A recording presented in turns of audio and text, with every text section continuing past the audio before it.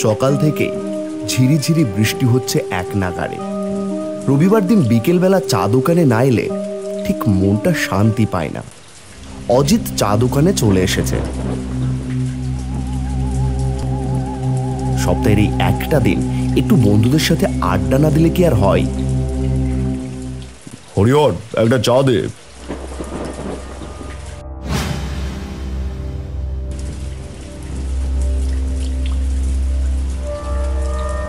এমন সময় সেখানে এসে উপস্থিত হয় প্রমোতোষ। এখানকার স্কুলের নতুন মাস্টার, পরিবার সহ এসেছে। এই এক সপ্তাহ হলো। আরে অজিত দা, আমি ভেবেছিলাম আজকে বুঝি আসবেন না। আরে আমি ভাবছিলাম আপনি বুঝি আসবেন না। আসুন আসুন, বসুন। হরিহর, আর একটা চা দে।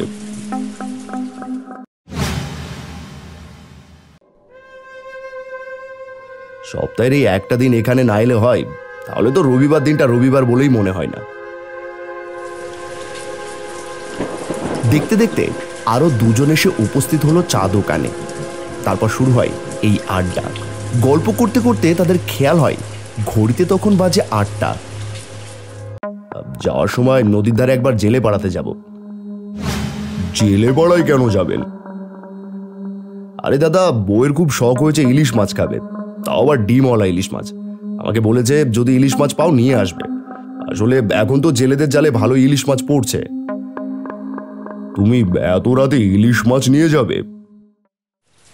রাতের বেলায় ইলিশ মাছ নিয়ে যেও না, জায়গাটা ভালো না। আর তাছাড়া তোমরা যেখানটায় আছো তার পাশে একটা শ্মশান আছে। তোমরা না বড্ড ভীতু, কিচ্ছু হবে না, আমি ঠিক পৌঁছে যাব।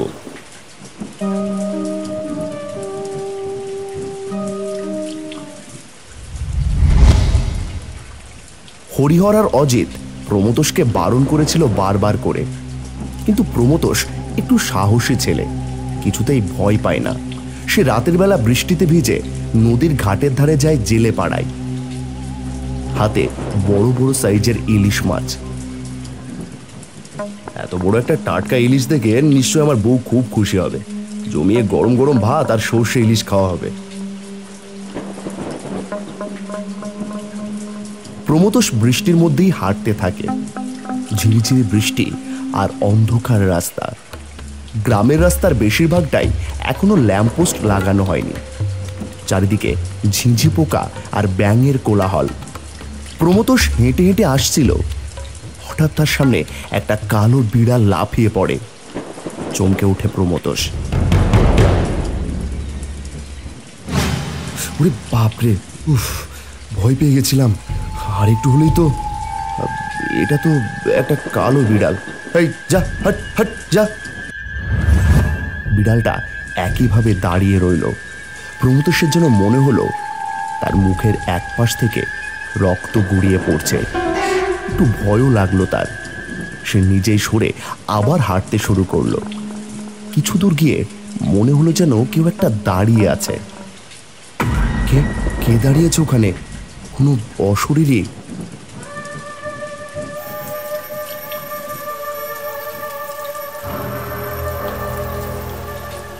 নিজে মনে মনে ভেবে একবার হেসে উঠল। আমিও সত্যি কি থেকে কি ভয় পাচ্ছি। আস্তে আস্তে এগিয়ে যেতে থাকলো প্রমোতোষ সেই দিকে। কিন্তু হঠাৎ করেই তার সামনে একটা বিশাল বড় গাছের ডাল ভেঙে পড়ল আর ভয়ে চমকে পিছিয়ে এলো প্রমোতোষ। একটু জন্য বেঁচে গেছি, তো গাছের ডালটা আমার মাথায় পড়তো। আজকে আমার সাথে কি যে হচ্ছে। প্রমোতোষ কিছুটা দাঁড়িয়ে আবারও হাঁটতে শুরু করে।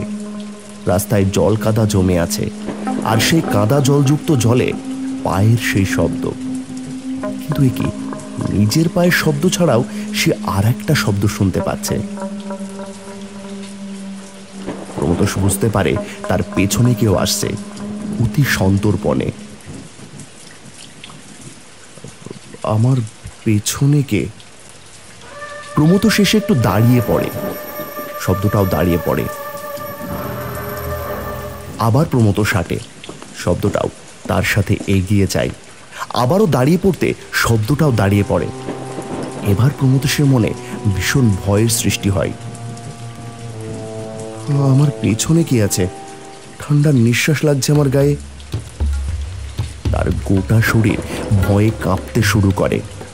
ভয়ে ভয়ে পেছন ঘুরে তাকিয়ে দেখে কেউ কোথাও নেই। কোথায় গেল? কে ছিল তাহলে ওটা? প্রমোদ সামনের দিকে ঘুরতেই দেখে তার সামনে দাঁড়িয়ে আছে এক কালো মহিলা। বাতাসে তার চুলগুলো উঠছে, যেন উপর থেকে ভেসে আছে।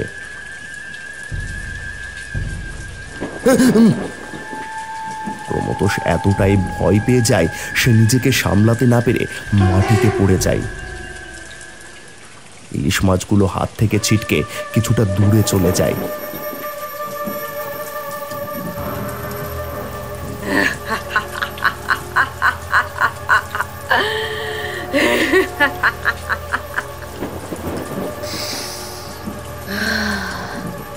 কি সুন্দর গন্ধ! কিরে, মাছ নিয়ে এ পথ দিয়ে যাবি? তা তো আর হবে না।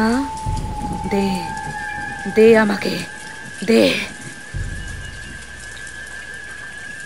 সেই পিশাচিনী মাছের দিকে এগিয়ে আসে। এমন সময় প্রমোতোষ মাছ দুটো নিয়ে উঠে দাঁড়িয়ে দৌড়তে শুরু করে। এসব কি দেখছি? আমাকে এসব নিয়ে ভাবলে চলবে না, আগে বাড়িতে যেতে হবে। কি ভয়ঙ্কর!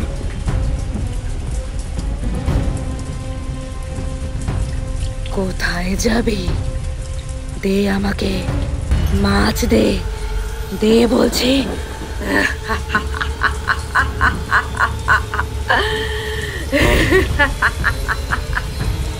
দৌড়তে দৌড়তে বাড়ি চলে আসে প্রমোতোষ। আর ঘরের ভিতর ঢুকে হাঁপাতে থাকে। তাকে হাঁপাতে দেখে তার বউ লতা বলে, এ কি হয়েছে গো? এত হাঁপাচ্ছ কেন? ও বাবা, কত বড় ইলিশ মাছ! দাও দাও, তাড়াতাড়ি কেটে রান্না করি।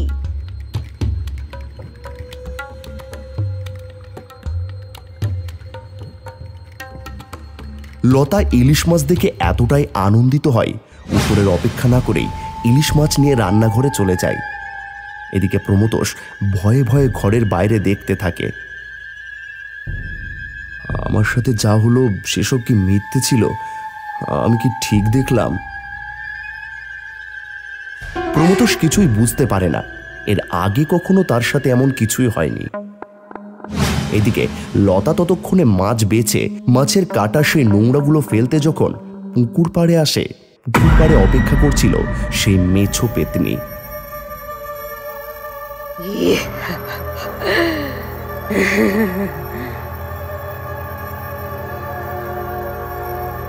ওরে বাবা রে, কে রে? মেছো পেতনি হঠাৎ করে লতার সামনে চলে আসে। লতা এই ভয়ঙ্কর রূপ দেখে চমকে যায়। এদিকে প্রমোতোষ ঘরের ভিতরে বসে বসে ভাবছিল। হঠাৎ বাইরে কিছু একটা শব্দ শুনে বেরিয়ে এসে দেখে লতা গাছের তলায় দাঁড়িয়ে আছে স্থিরভাবে। প্রমোতোষ আস্তে আস্তে এগিয়ে যায় সেই দিকে। তুমি এখানে দাঁড়িয়ে দাঁড়িয়ে কি করছো? চলো, রান্না করবে। তুমি যাও, আমি আসছি। প্রমোতোষ লতার কথা শুনে ঘরের দিকে যায়। দেরি করো না, তাড়াতাড়ি ঘরে আসবে।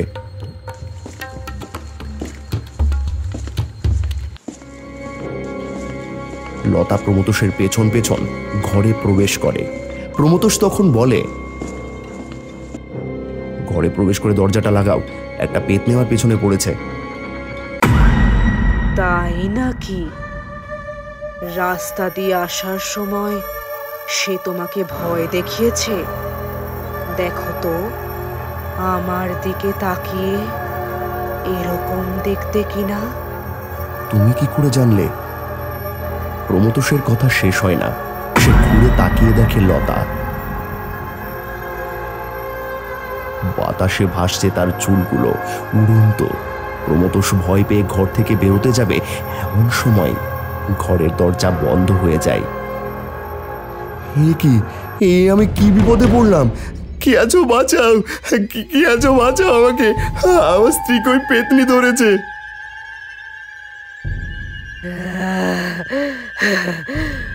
কেউ তোকে বাঁচাবে না, এত রাতে কেউ বাঁচাবে না। এই বৃষ্টির মধ্যে কেউ শুনতেই পাবে না।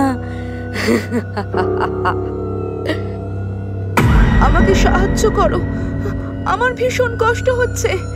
প্রমথোষ, আমাকে সাহায্য করো, আমাকে সাহায্য করো।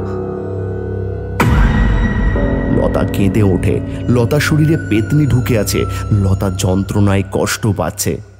প্রমথোষ কি করবে কিছুই বুঝতে পারছে না। কি চাও আমাকে বলো। খেতে চাই, খেতে খেতে ইলিশ মাছ খেতে চাই। দে আমাকে মাছ দে। কি সুন্দর গন্ধ। আমাকে সাহায্য করো, আমার ভীষণ কষ্ট হচ্ছে, আমাকে সাহায্য করো। না, তুই আগে আমার স্ত্রীকে ছেড়ে দে, তারপর যত ইচ্ছে মাছ খাবি। লতার ভেতরে থাকা মেছো পেতনি রেগে যায়। সে গিয়ে সে প্রমথোষের গলাটা টিপে ধরে আর রাগে বলে, এই, তুই বলবি আমি কি করব? সেটা তুই ঠিক করবি। আমাকে না বলার সাহস তোর কি করে হলো? কোনো মতেই না, আগে মাছ দে। আমার স্বামীকে ছেড়ে দাও, আমার স্বামীকে ছেড়ে দাও, আমার স্বামীকে ছেড়ে দাও। মাছ চাই, মাছ মাছ। প্রমথোষের গলা টিপে ধরে আছে মেছো পেতনি। প্রমথোষ নিঃশ্বাস নিতে পারে না, ঠিকরে বেরিয়ে আসছে তার চোখ। প্রমথোষ অনেক কষ্ট করে বলে, রান্না করে মাছ আছে, তুমি যাও গিয়ে খেয়ে নাও। প্রমথোষের এই কথা বলা মাত্রই মেছো পেতনি উড়ে রান্নাঘরে প্রবেশ করে। রান্নাঘরে বসে মাছ নিয়ে এসে কচর মচর করে কাঁচা মাছটা খেতে থাকে।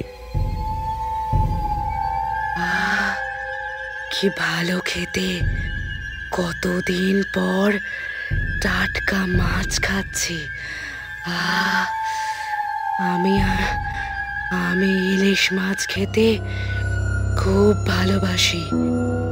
আমার দাদা রতন পলাশপুরে গ্রামের বাড়িতে আমার জন্য মাছ নিয়ে আসতো। মাছ, ইলিশ মাছ।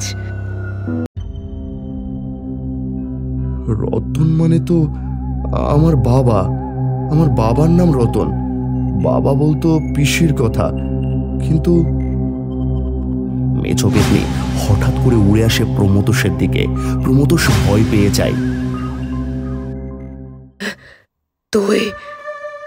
তুই প্রমথোষ? হ্যাঁ। তার মানে এ আমার বৌমা? এটা আমি কি করলাম? না না না না না। এই বলেই বাতাসে মিলিয়ে গেল মেছো পেতনি, আর হঠাৎ করেই প্রমথোষের স্ত্রী লতা মেঝের উপর লুটিয়ে পড়ল। লতা, হে লতা, লতা। কি হয়েছিল আমার? আমি বাতাসে ভাসছিলাম, ভীষণ কষ্ট হচ্ছে, গা হাত পা ব্যথা। আমার কি হয়েছে? কিছু না, তোমার কিছু হয়নি। অজিত বাবু, এর কোনো ব্যাখ্যা আছে? কাল রাতে যা হলো সবই তো শুনলেন। যেসব ঘটনার কোনো ব্যাখ্যা নেই সেগুলোই তো অলৌকিক ঘটনা। আর তাছাড়া আমি শুনেছি মানুষের কোনো ইচ্ছে রয়ে গেলে তারা মৃত্যুর পর প্রেতে পরিণত হয়। তোমার পিসি হয়তো সেরকমই। শুনেছিলাম পিসি পছন্দের ছেলের সাথে পালিয়ে গিয়েছিল, তারপর আর তাকে কখনো কেউ দেখেনি। পিসির এমন পরিণতি সত্যি ভাবতেই পারছি না। আজকের প্রশ্ন, মেছো পেতনি আসলে সম্পর্কে পরিতোষের কে ছিল? মাসি, পিসি নাকি ঠাকুমা? ঝটপট উত্তর দিয়ে দাও আর কমেন্ট করতে ভুলো না কিন্তু। আমাদের গত পর্বের বিজেতারা হচ্ছেন